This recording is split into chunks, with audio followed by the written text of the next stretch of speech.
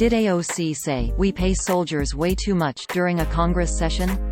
No, that's not true. The story was published by a liberal satire website that tries to fool Trump supporters and Republicans into sharing made-up stories that are clearly marked as satire when you actually click them. Articles from the site are frequently copied by foreign-run fake news websites. The people liking and sharing these stories are enriching foreign website operators, or a liberal from Maine, via the ad revenue generated with the content, which is probably not what they expected or wanted. The story originated from an article published by Taters Gonna Tate on July 16, 2019 titled, "Ocasio-Cortez on the Budget, We Pay Soldiers Too Much," which opened, quote, "The cucaracha of Congress, Alexandria Ocasio-Cortez is fairly well known for spouting out little ideas that most people would figure out were, well, dumb. This time, it seems the baby boss has been perusing the proposed budget sheet for the upcoming months, and had her little mind blown by what she saw, leading her to proclaim in an open session of Congress that, wow, we pay soldiers way too much," end quote. Users on social media only saw this title, description and thumbnail. Quote, "Ocasio-Cortez on the budget, we pay soldiers too much, another day, another stupid." End quote. The story was published under the category, "AOC is crazy." Simple satire for simple people, and the phrases, "we pay soldiers too much," or "we pay soldiers way too much" do not occur in the congressional record. The site is part of the America's Last Line of Defense network of satire websites run by self-professed liberal troll Christopher Blair from Maine, along with a loose confederation of friends and allies. Blair has been in a feud with fact-checking website Snopes for some time now, and has also criticized other fact-checkers in the past who labeled his work fake news instead of satire. In reaction to this, he has recently rebranded all his active websites and Facebook pages so they carry extremely visible disclaimers everywhere.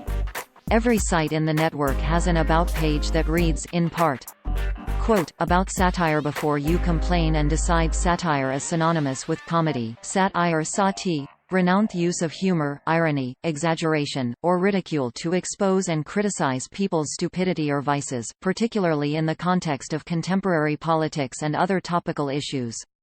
Everything on this website is fiction. It is not a lie, and it is not fake news because it is not real. If you believe that it is real, you should have your head examined.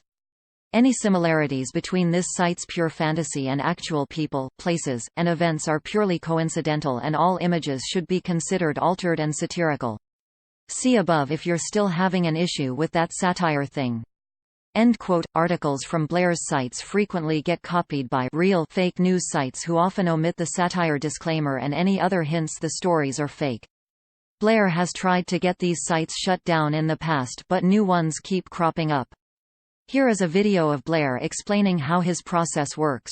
If you are interested in learning more about Blair and the history of his sites, here is something to get you started. Quote, "The ultimate Christopher Blair and America's Last Line of Defense Reading List, Lead Stories Story Updated, check for updates below."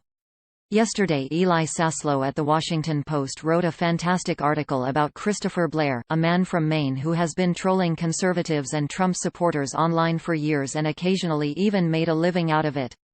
End quote. If you see one of his stories on a site that does not contain a satire disclaimer, assume it is fake news. If you do see the satire disclaimer, it is of course also fake news. NewsGuard, a company that uses trained journalists to rank the reliability of websites, describes TottersGonnaTate.com as, quote, "A site that publishes false stories and hoaxes that are often mistaken for real news, part of a network named America's Last Line of Defense run by hoax perpetrator Christopher Blair." End quote. According to NewsGuard, the site does not maintain basic standards of accuracy and accountability. Read their full assessment here. We wrote about TottersGonnaTate.com before. Here are our most recent articles that mention the site. Fake news. Trump administration did not start deportation proceedings against AOC and Omar. Fake news. David Hogg, protest group not blocking Washington parade. Fake news. President Trump did not say, "I will pay for July 4th parade out of my own pocket."